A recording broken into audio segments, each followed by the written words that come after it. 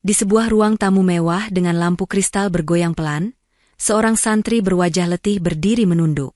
Kemeja abu-abunya lusuh, ada noda tanah di lengan, peci hitamnya kusam. Di depannya, seorang gubernur berdiri dengan seragam putih lengkap, medali berkilau di dada, telunjuknya menuding tajam ke arah santri itu. "Kau pikir siapa dirimu? Berani-berani melamar anakku?"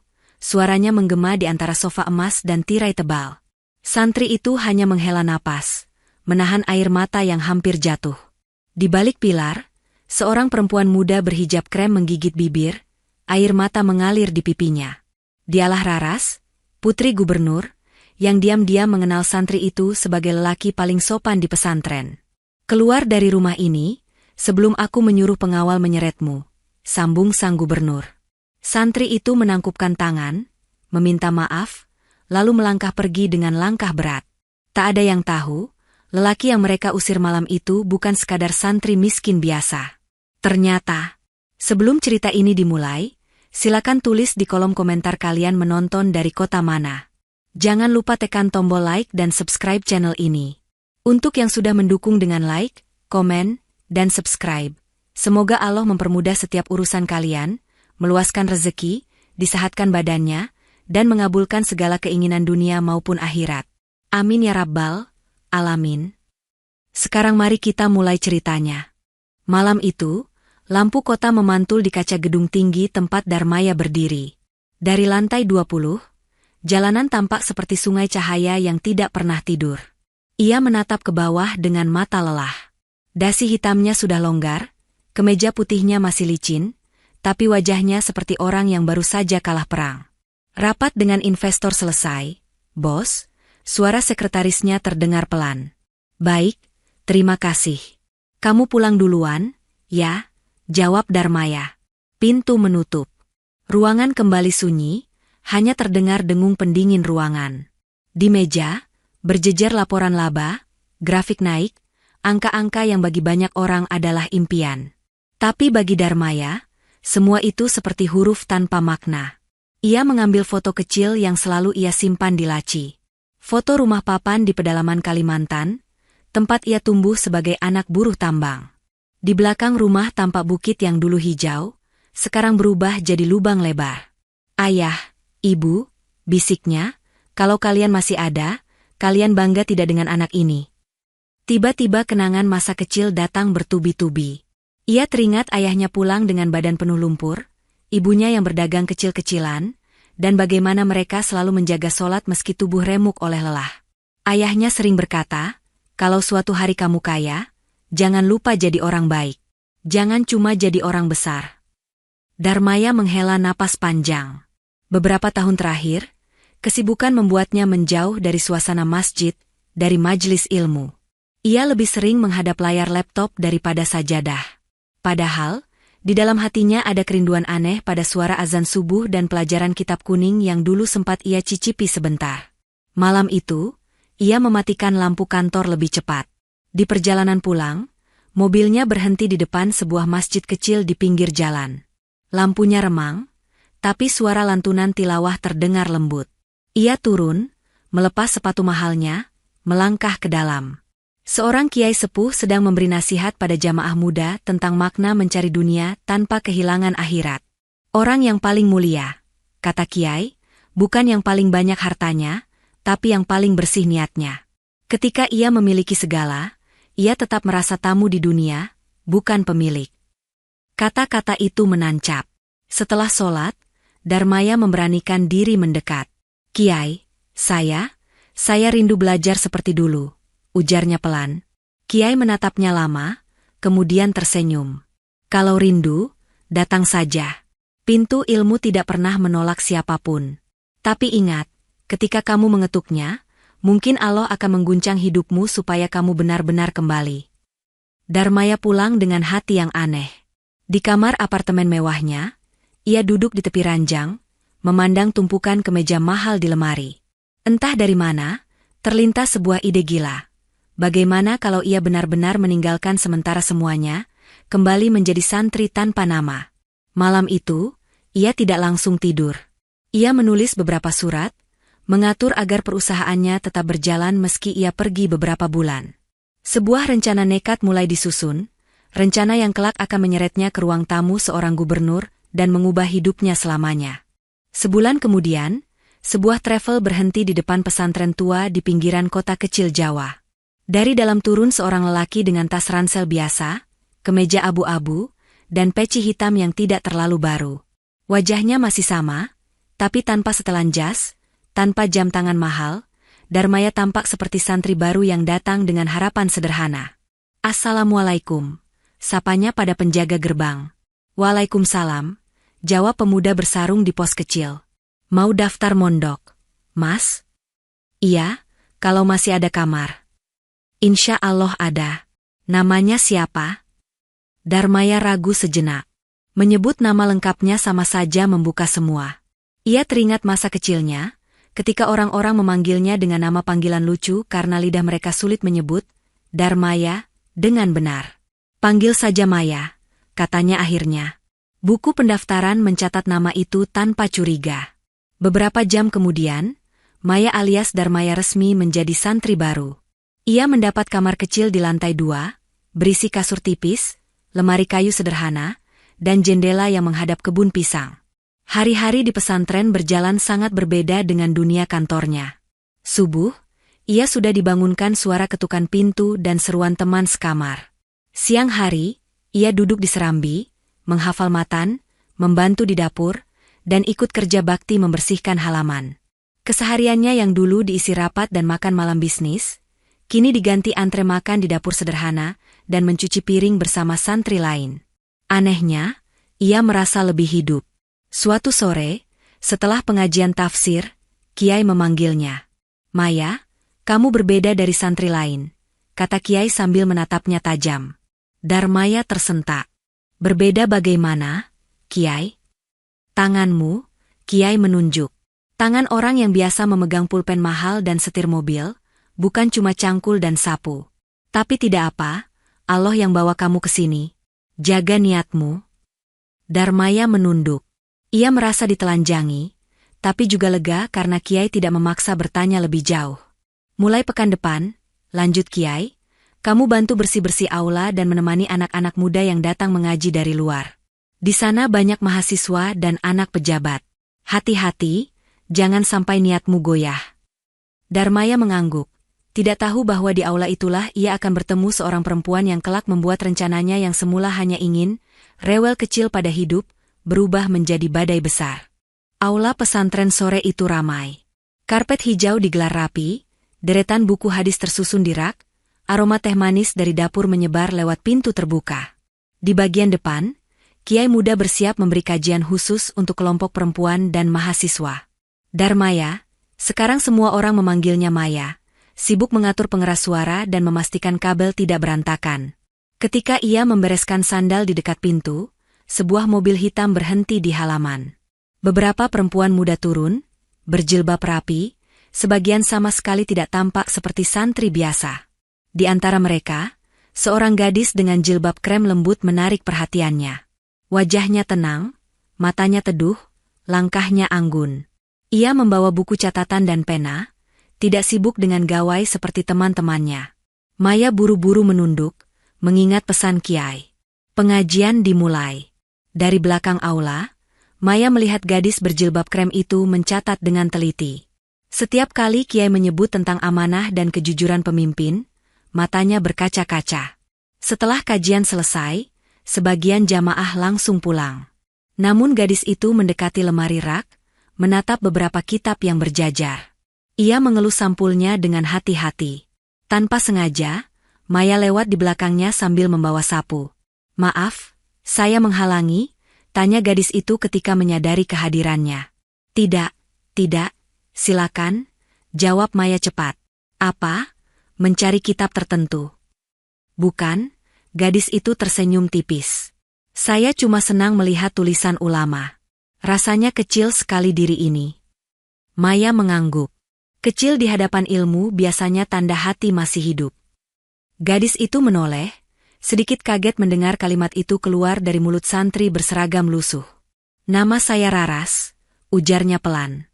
"Maya, jawabnya. Santri baru. Mereka tidak berbicara panjang.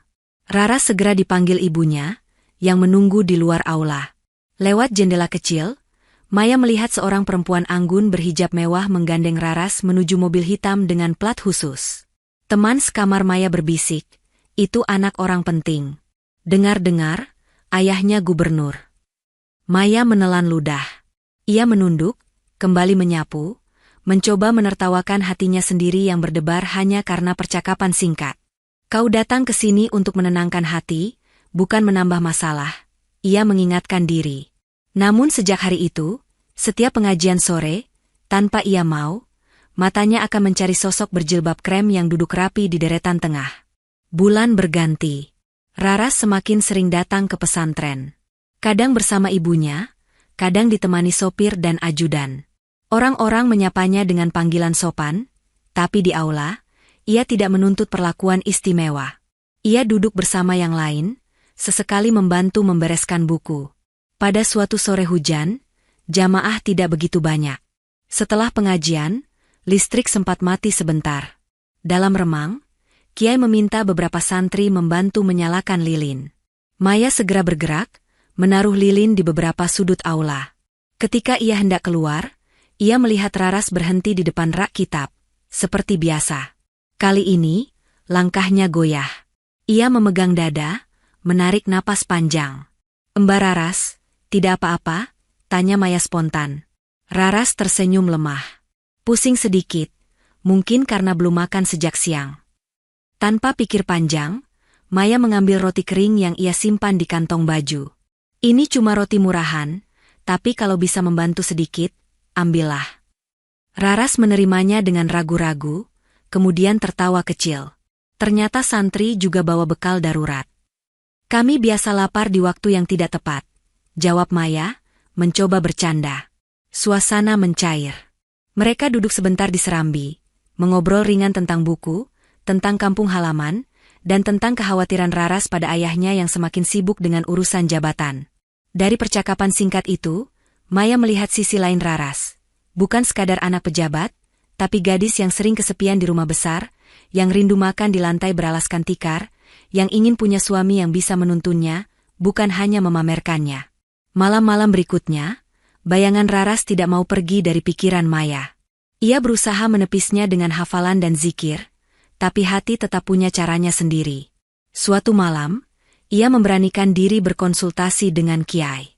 Kiai, bagaimana jika seorang santri mulai mengagumi seseorang? Apakah itu tanda hatinya sakit? Kiai tersenyum. Hati yang hidup wajar mengenal rasa. Yang jadi masalah adalah ketika rasa itu melenceng dari ridho Allah. Kalau kamu serius, jangan banyak main-main. Mintalah pada Allah. Lalu jika waktunya tepat, datanglah dengan cara yang terhormat. Kalau tidak, cukupkan dalam doa. Perkataannya sederhana, tapi menumbuhkan tekad baru. Jika benar rasa ini tumbuh, ia tidak ingin memeliharanya diam-diam tanpa arah. Jika bukan jodohnya, biarlah Allah yang mematahkan dengan cara terbaik. Sementara itu, di rumah dinas gubernur, Raras sering termenung di balkon. Ketika ibunya bertanya, ia hanya menjawab singkat, ada santri di pesantren, Bu. Sederhana sekali, tapi kalau bicara, hati rasanya tenang. Kalimat itu membuat ibunya mengerutkan kening. Sejak saat itu, nama, santri pesantren, mulai menjadi bayangan samar di rumah besar itu, sebelum akhirnya pecah menjadi badai ketika sang kepala rumah mengetahui semuanya. Pengajian akbar digelar di pesantren. Spanduk besar terpasang, jamaah datang dari berbagai penjuru kota. Hari itu, gubernur dijadwalkan hadir sebagai tamu kehormatan. Sejak pagi, halaman pesantren sibuk, bendera kecil dipasang, karpet merah digelar, dan aparat keamanan mondar-mandir. Maya ikut membantu menata kursi di tenda tamu VIP. Kemejanya kali ini yang paling rapi yang ia punya, tapi tetap jauh lebih sederhana dibanding jas orang-orang kota. Ketika rombongan gubernur datang, suasana berubah. Kamera media menyorot, wartawan berlari kecil. Raras turun dari mobil pertama bersama ibunya. Maya sempat melihat senyum kecil yang dilemparkan Raras ke arah gerbang pesantren, seolah menyapa rumah kedua yang menenangkannya. Acara berjalan hikmat. Kiai besar memberikan nasihat panjang tentang amanah pemimpin. Sesekali, ia menatap gubernur yang duduk di kursi depan. Setelah selesai, gubernur diajak berkeliling pesantren. Di sela itu, Raras meminta izin sebentar ke aula untuk mengambil buku yang tertinggal. Maya, yang sedang membereskan kabel, kebetulan ada di sana. Masih ingat roti hujan kemarin? Sapa Raras bercanda. Maya tersenyum. Kalau lapar, roti apapun jadi rezeki istimewa. Mereka tertawa kecil. Percakapan berlanjut, singkat tapi hangat. Raras bercerita ia ingin sekali bisa lebih sering tinggal di pesantren, jauh dari hiruk politik. Maya menjawab bahwa dunia politik pun bisa jadi ibadah kalau dipegang orang yang takut pada Allah. Tanpa mereka sadari, di pintu aula berdiri seseorang. Gubernur, dengan tubuh tegap dan seragam dinas lengkap, menyaksikan semua percakapan itu. Wajahnya mengeras. Sepulang dari pesantren, di dalam mobil, ia diam. Raras merasa hawa dingin. Kau akrab sekali dengan santri tadi, ujar gubernur tiba-tiba. Raras terkejut. Santri yang mana? Yah? Yang kemejanya lusuh itu. Yang orang-orang panggil Maya. Raras menelan ludah. Kami cuma ngobrol tentang kajian, yah. Putri gubernur tidak seharusnya terlalu dekat dengan orang yang tidak jelas. Jawabnya dingin. Di luar sana banyak yang lebih pantas. Kalimat itu menutup ruang percakapan. Sejak hari itu, pengawasan terhadap Raras diperketat. Setiap kali ia ingin ke pesantren, selalu ditemani ajudan. Di rumah, handphonenya kadang diperiksa diam-diam. Sementara itu, di pesantren, Maya merasakan perubahan. Setiap kali pengajian, ia melihat beberapa mata asing mengawasinya. Ia bukan lagi santri biasa yang bisa bergerak bebas. Sesuatu sedang disiapkan, ia hanya belum tahu seberapa besar gelombangnya. Beberapa minggu setelah pengajian akbar, Maya memberanikan diri mengambil langkah yang selama ini ia takutkan. Setelah istiharah berkali-kali, ia menghadap Kiai dengan wajah serius. Kiai, saya ingin melamar Raras, ucapnya. Kiai memandang lama, lalu menghela napas. Kamu tahu siapa ayahnya? Tahu, Kiai. Dan mungkin beliau akan menolak. Tapi saya tidak ingin rasa ini berubah menjadi permainan perasaan. Kalau memang bukan jodoh, saya ingin ditolak dengan cara terhormat, bukan lewat angan-angan. Kiai terdiam sejenak, kemudian tersenyum kecil. Baik. Kalau begitu, kita lakukan dengan adab. Aku akan mengantar. Kabar itu membuat beberapa santri heboh. Santri biasa mau melamar anak gubernur. Sebagian menganggapnya nekat, sebagian mengaguminya. Hari yang ditentukan pun datang. Maya mengenakan baju terbaik yang ia punya, kemeja putih sederhana, celana kain hitam, peci yang disetrika rapi. Ia membawa satu kotak kecil berisi cincin emas tipis. Bukan cincin mahal, tapi tabungan yang ia kumpulkan diam-diam dari sisa gaji yang tetap ia terima dari perusahaannya. Rumah dinas gubernur berdiri megah, dengan pagar tinggi dan penjaga berseragam. Kiai datang bersama Maya, memberi salam di gerbang. Setelah pengecekan, mereka dipersilakan masuk. Di ruang tamu, sofa besar berwarna emas menyambut. Lampu kristal menggantung, karpet tebal terhampar. Gubernur duduk di kursi utama, masih memakai pakaian dinas rapi. Di sampingnya, Ibu Raras menatap tamu dengan sorot mata sulit dibaca. Jadi, ini santri yang bernama Maya? Tanya gubernur, suaranya datar. Benar, Pak, jawab Kiai. Ia santri kami. Kami datang dengan niat baik, ingin menyampaikan bahwa ia berniat melamar putri Bapak, Raras, dengan cara yang terhormat. Ruangan seketika hening. Maya menunduk dalam, jantungnya berdegup kencang, tapi wajahnya tetap tenang. Ia tahu, saat ini ia sedang mempertaruhkan bukan hanya perasaan, tapi juga harga diri. Di balik pintu, Raras berdiri gemetar. Ia tidak menyangka Maya akan seberani itu. Air matanya sudah mengambang sebelum kata-kata pertama sang ayah terlontar. Melamar Raras? Gubernur mengulang pelan, seolah memastikan ia tidak salah dengar. Lalu sudut bibirnya terangkat, bukan dalam senyum, tapi dalam tawa sinis yang ditahan.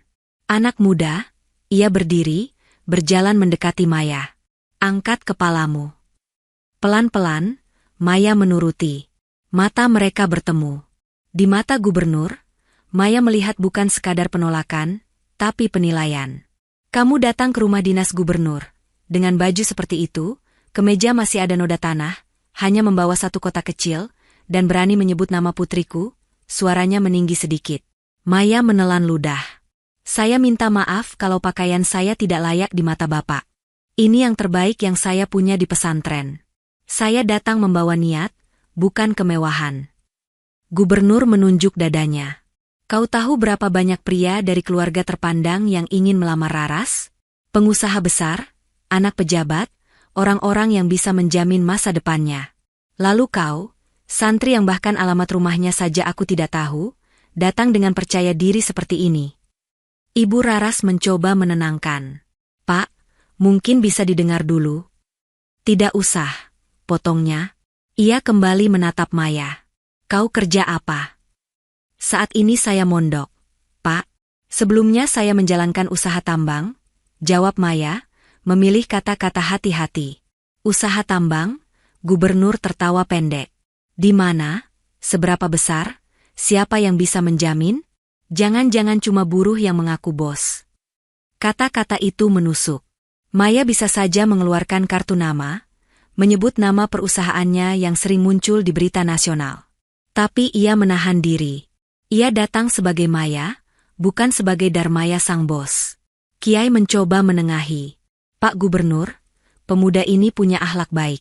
Kami nilai ia pantas sebagai calon imam, meski dunianya sederhana. Dunia sederhana bisa kau ajarkan ke santri lain, balas Gubernur tajam. Tapi putriku bukan bahan percobaan.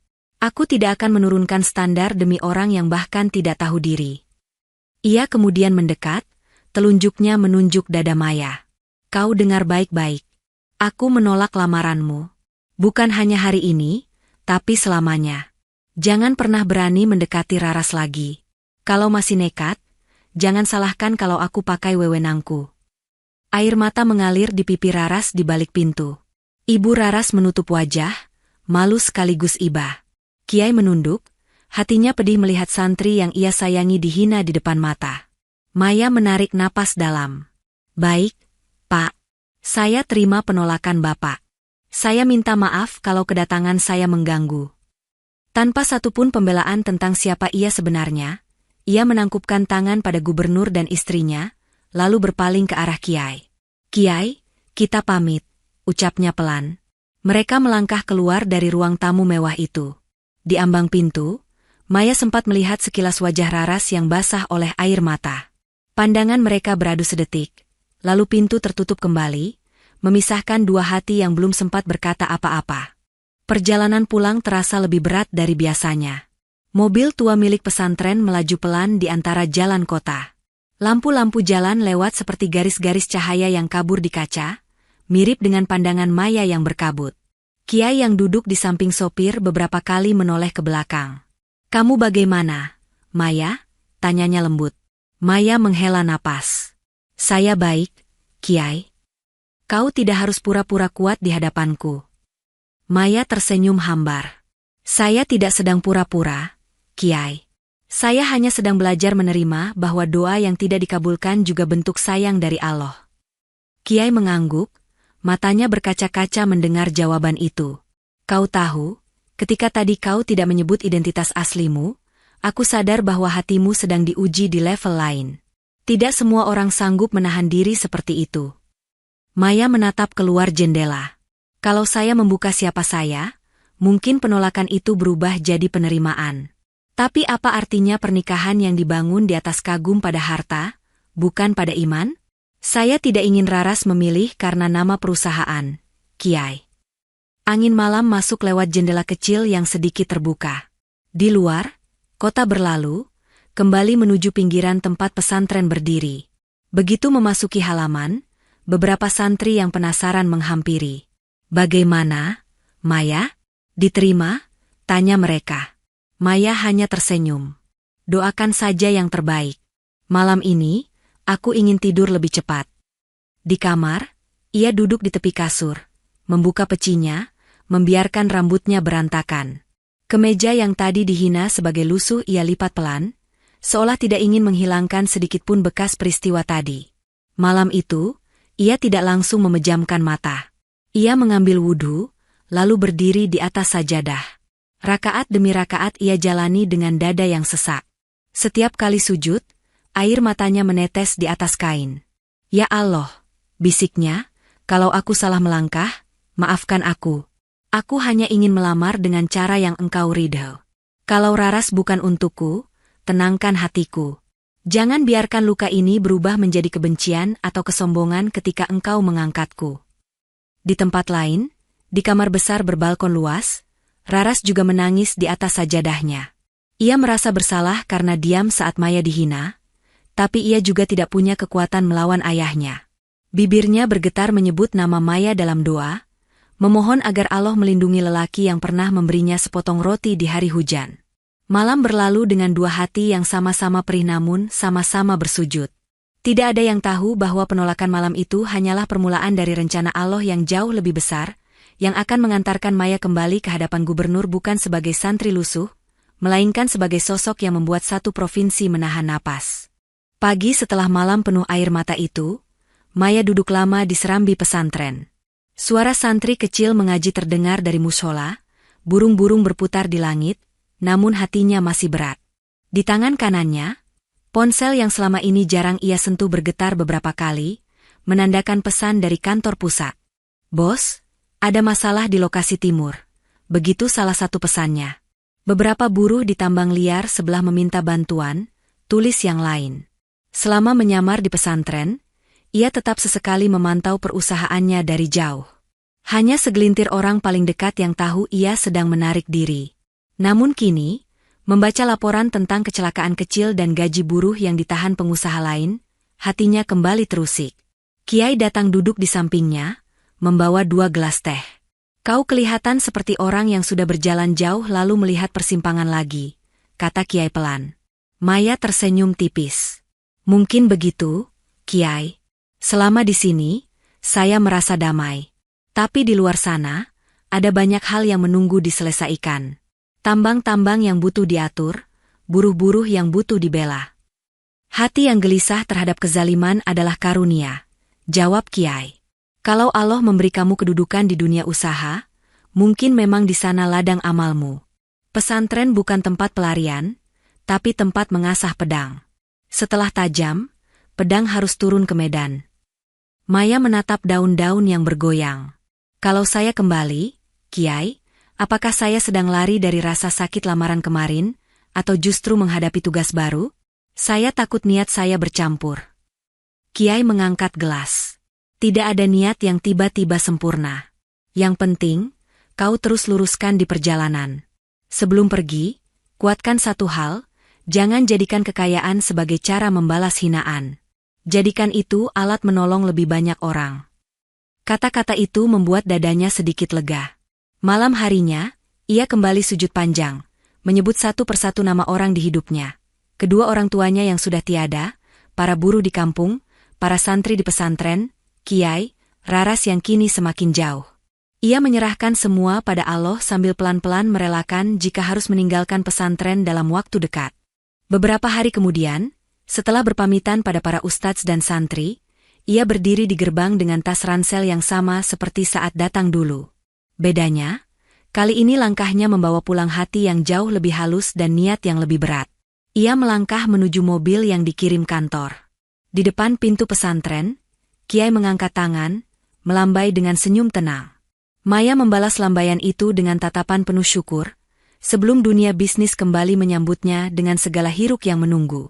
Setelah kembali menggunakan nama lengkapnya, Darmaya disambut gegap gempita oleh staf.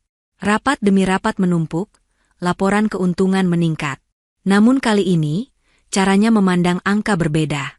Di meja kerjanya, ia menempel secari kertas bertuliskan nasihat Kiai. Tidak ada laba yang betul-betul untung jika dibayar dengan air mata orang kecil. Lapangan tambang yang dulu hanya ia lihat lewat laporan kini, ia datangi satu persatu. Ia berbicara langsung dengan para buruh, duduk di ruang makan sempit, mendengar keluhan tentang jam kerja, alat keselamatan, dan anak-anak yang putus sekolah.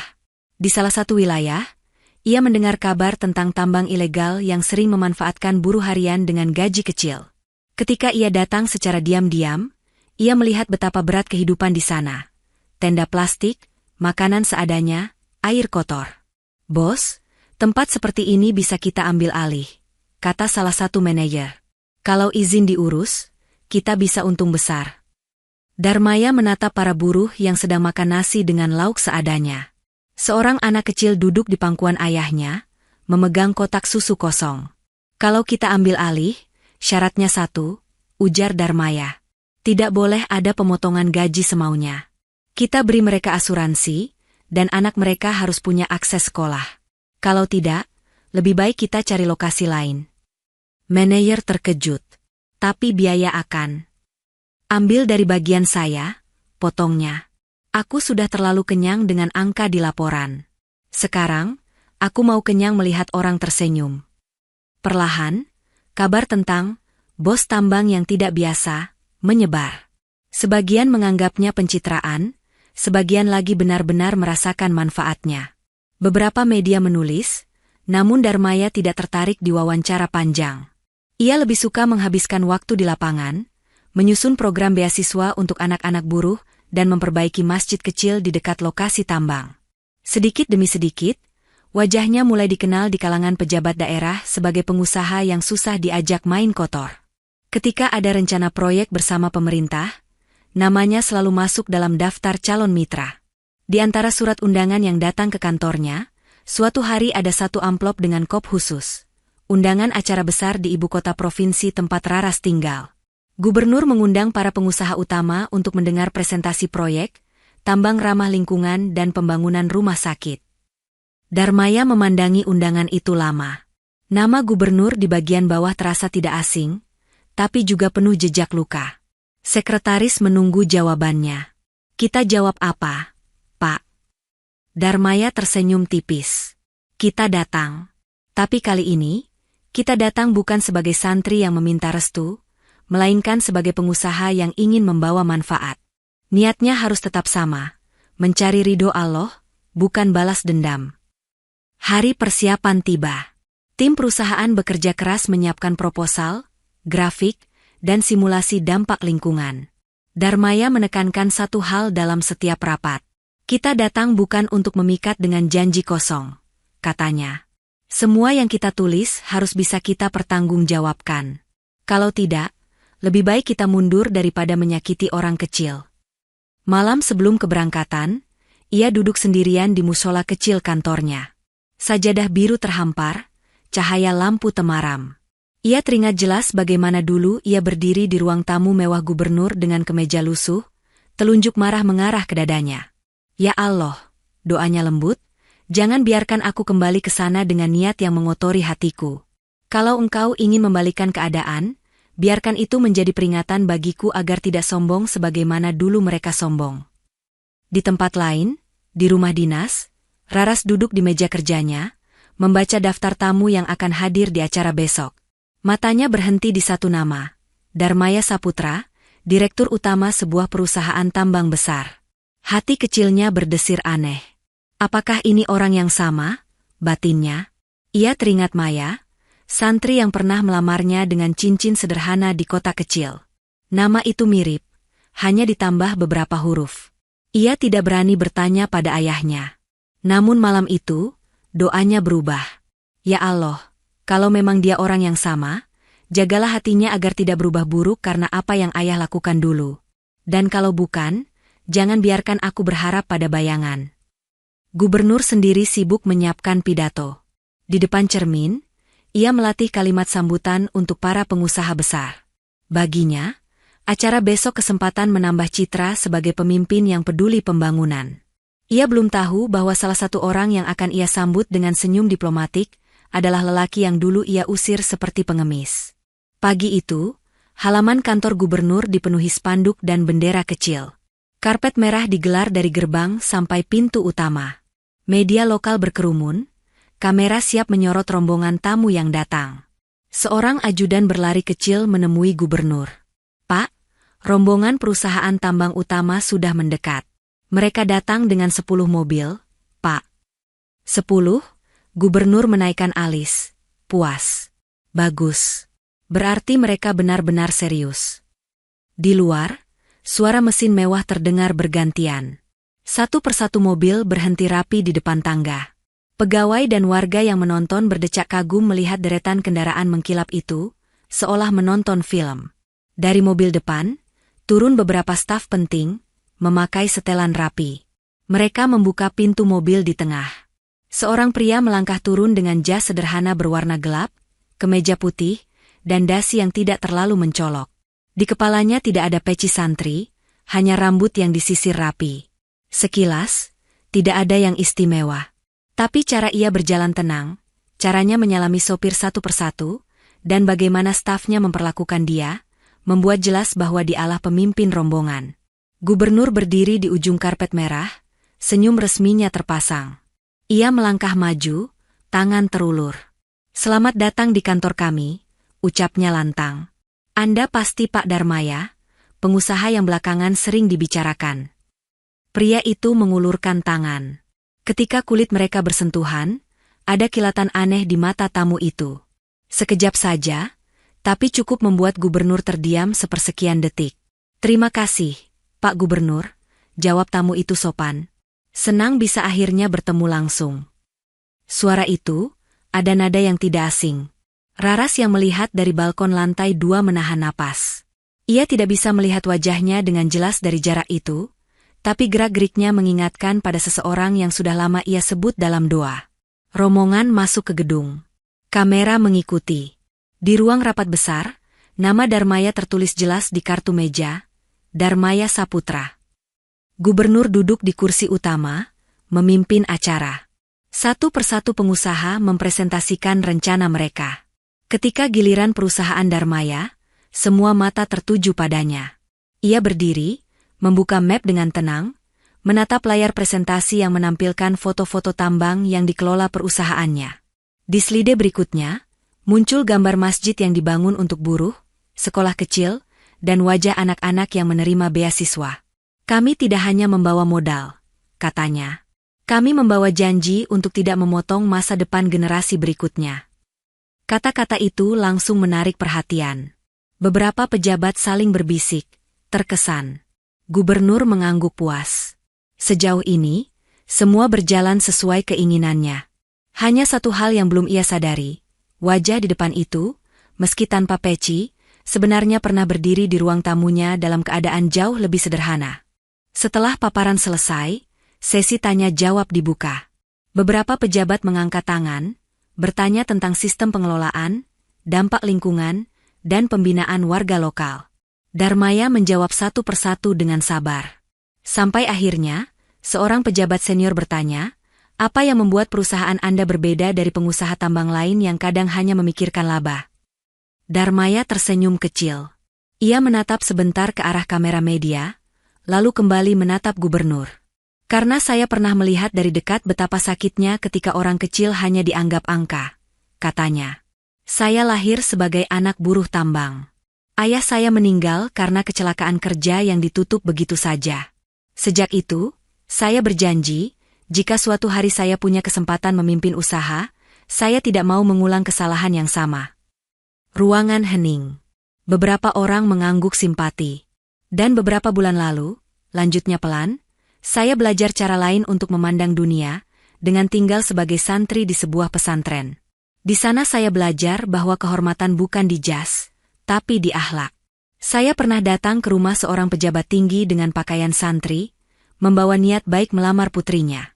Tapi saya ditolak dengan kata-kata yang sangat keras, dianggap tidak tahu diri hanya karena tampilan saya." Gubernur yang sejak tadi tenang, tiba-tiba merasa jantungnya berdentum aneh. Telapak tangannya berkeringat. Kata-kata Darmaya mulai menyinggung sesuatu yang ia simpan di sudut ingatan. "Waktu itu," lanjut Darmaya, "saya menyebut nama saya Maya. Saya tidak menyebut bahwa saya punya perusahaan, tidak menyebut aset, tidak menyebut kekayaan. Saya ingin tahu, apakah ada rumah yang menerima tamu karena iman, bukan karena daftar aset." Di barisan belakang, Raras menutup mulut dengan tangan, air mata sudah jatuh tanpa bisa ditahan. Setiap kalimat itu seperti membuka kotak kenangan di malam lamaran yang menyakitkan. Darmaya berhenti sejenak, menatap gubernur langsung. Kali ini, ia mengangkat tangan dan melepaskan kacamata tipis yang tadi ia pakai. Sorot matanya jelas, sama seperti saat ia berdiri di ruang tamu dengan kemeja lusuh. "Pak Gubernur," suaranya lembut namun tegas, "mungkin Bapak sudah lupa. Tapi saya tidak. Karena malam itu saya belajar sesuatu yang tidak akan pernah saya lupakan." Gubernur menelengkan kepala, tatapannya panik, bibirnya mulai bergetar. Potongan wajah santri lusuh yang pernah ia usir, kini menyatu dengan wajah pengusaha di depannya.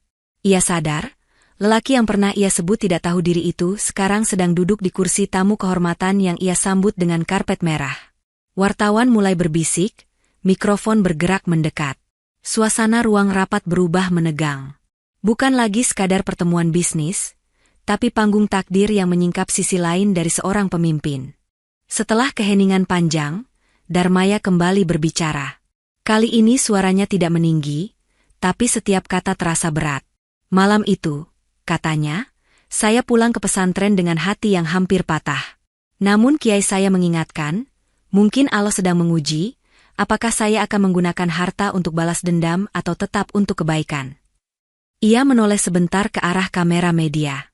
"Karena itu hari ini, di ruang ini, saya tidak berdiri untuk mempermalukan siapapun.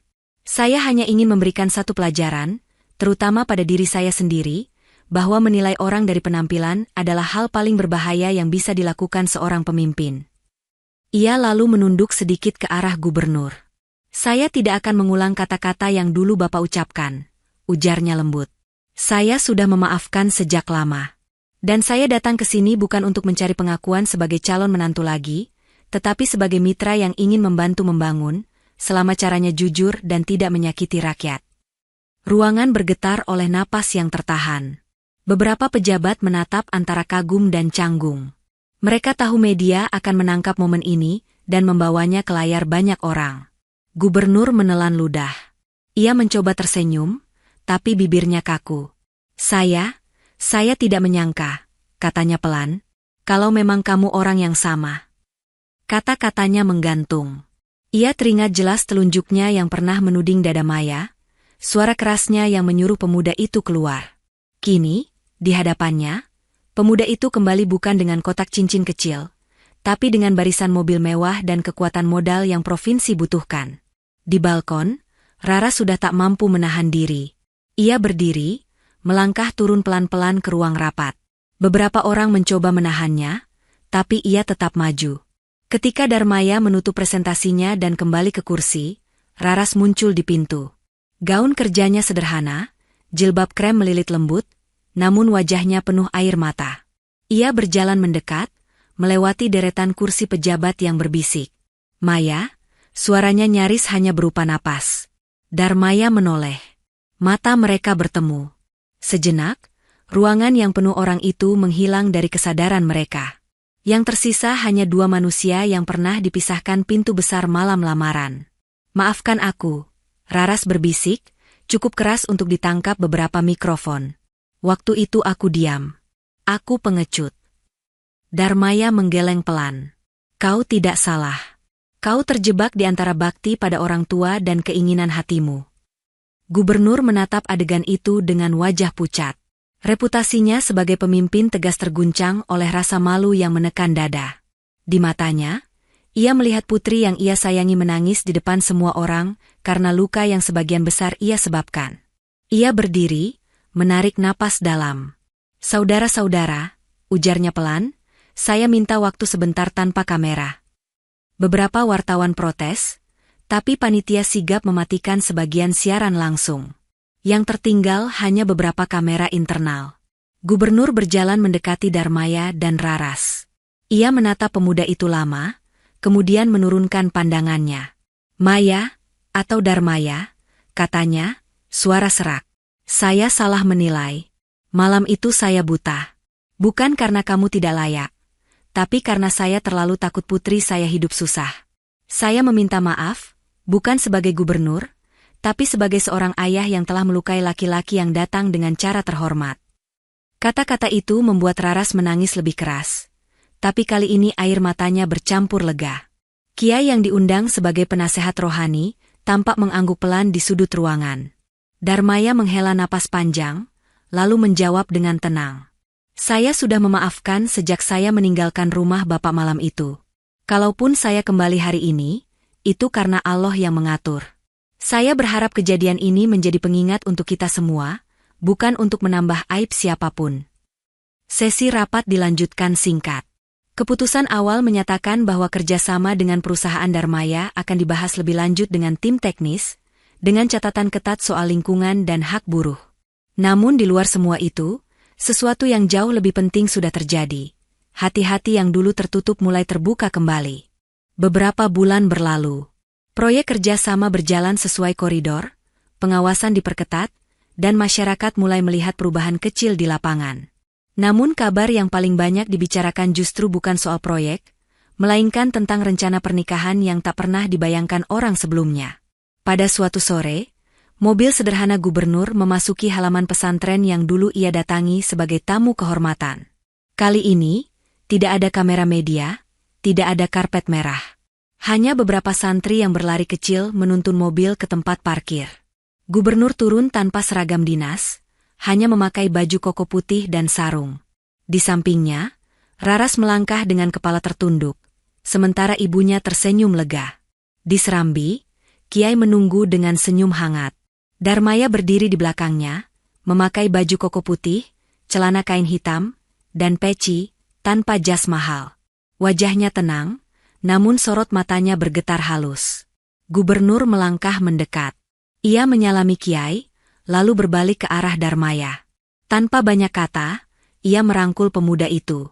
Kali ini, aku datang bukan sebagai orang yang di atas, ucapnya pelan, nyaris berbisik.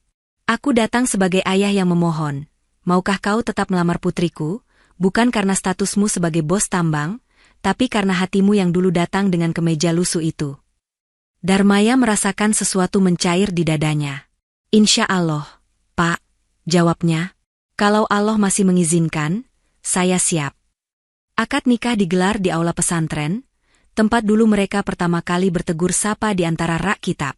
Karpet hijau digelar rapi, lampu sederhana menyala terang. Para buruh tambang yang pernah ditolong Darmaya hadir sebagai tamu istimewa, duduk berdampingan dengan santri, pejabat, dan warga sekitar. Mahar yang disebutkan tidak mencengangkan. 1 set peralatan sholat dan sejumlah uang yang nilainya jauh lebih kecil dari harga mobil mahal. Namun di atas itu semua, ada hadiah lain yang disepakati secara tertulis. Pembangunan sekolah gratis untuk anak-anak buruh di 3 wilayah tambang.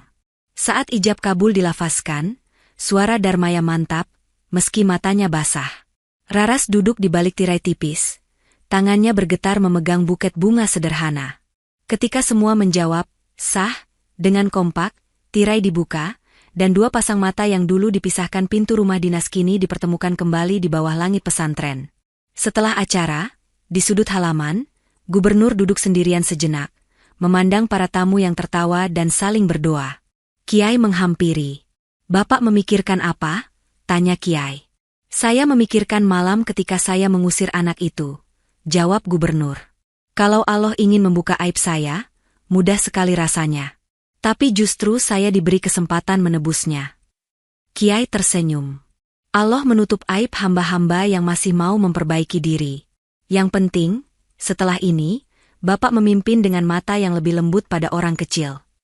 Di sisi lain, Raras dan Darmaya berdiri di dekat gerbang pesantren, melihat langit senja yang memerah. Suara santri kecil mengaji terdengar, angin membawa bau tanah basah. Kau pernah menyesal datang dengan kemeja lusuh itu? Tanya Raras pelan. Darmaya menggeleng. Kalau aku tidak datang sebagai santri miskin, mungkin aku tidak pernah tahu seperti apa hati orang-orang di sekelilingmu. Dan mungkin kita menikah dengan cara yang salah. Raras tersenyum, air mata bahagia mengalir lagi. Ia menggenggam tangan suaminya lebih erat. Di dalam hatinya, Darmaya membaca syukur. Dari anak buruh tambang, menjadi bos, lalu menyamar sebagai santri, dihina, kemudian diangkat lagi. Semua lingkaran itu membuatnya paham satu hal. Kemuliaan bukan ada di seragam, bukan ada di jumlah mobil, tapi di cara hati tetap tunduk ketika dipijak dan ketika diangkat oleh Allah. Senja turun perlahan di atas pesantren, menutup kisah panjang seorang bos tambang yang datang sebagai santri miskin dan pulang sebagai menantu gubernur, tanpa pernah melepaskan peci dan sajadah dari hidupnya.